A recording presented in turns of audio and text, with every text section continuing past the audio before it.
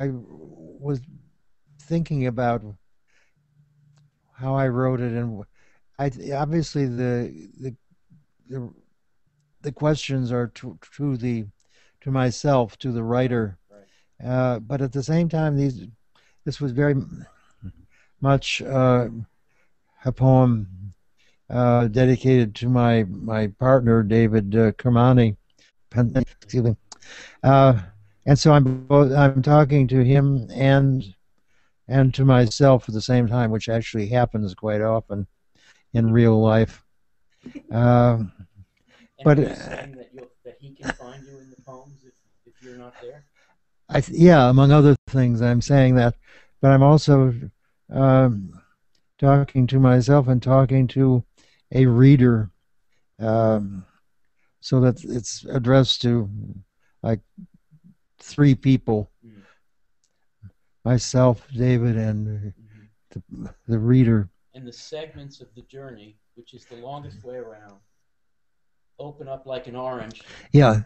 And the orange is food. Yeah.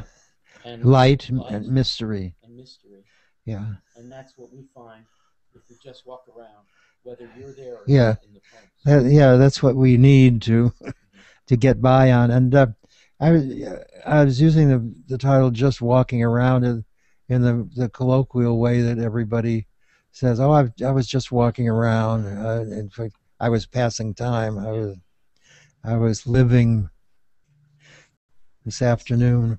It's not a late poem. It's a poem that you wrote maybe 20 years ago. So that might be older. Might even be older than that. So when you say it's from the 80s, the late 80s, maybe the 90s. And so when we come upon the line, the end is near, you're not talking about the end of the poet. You're talking about the end of the poem, presumably.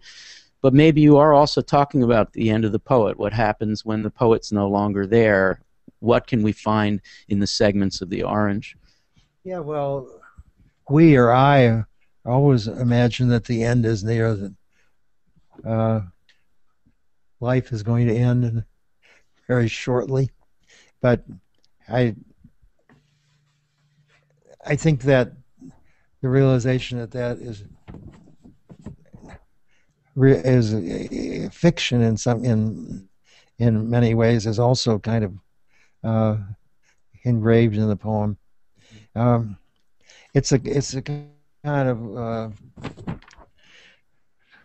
literary flourish, in a way, to say that, to talk about always at my back I hear time's winged chariot hurrying near. And as the end approaches, the whole trip opens up. The things that we haven't seen yet and that are nourishing and have mystery as well. And the reader or whoever is invited to